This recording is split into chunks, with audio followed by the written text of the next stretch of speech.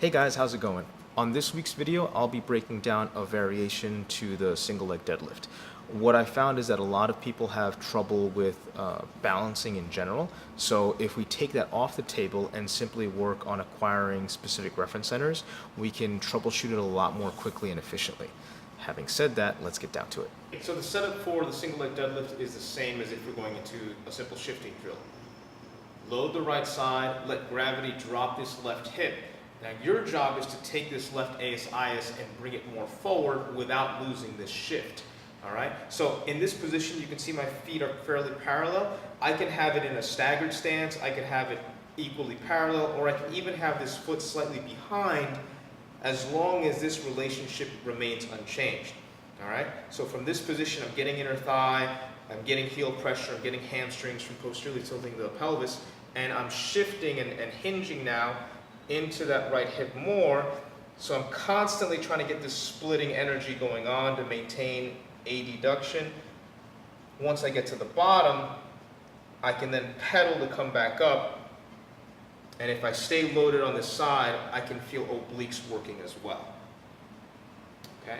Once again from the side, shift, drop, rotate, and then I'm going to keep going back and feeding that position as I approach the bottom. Arms are relaxed.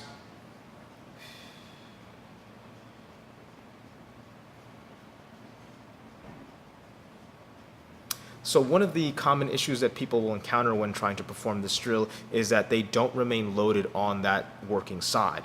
Part of them will want to, if they're training on the right side, they will want to load and their hips will start to shift towards the left. That's an issue that's going to compromise the foundation of this exercise. So what that might look like is you'll have the hips actually start to lateralize towards the non-working leg.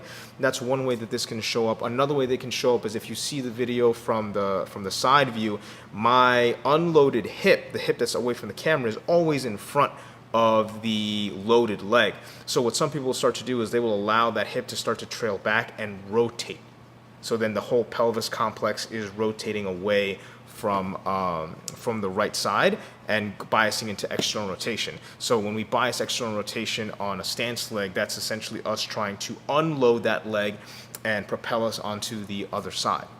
So those are two things that you want to consider. Third thing that you want to consider is that as you're coming up, you don't want the chest to lead that movement. You don't want the chest to lead ascension. You don't want the lower back to start to do all the work for you.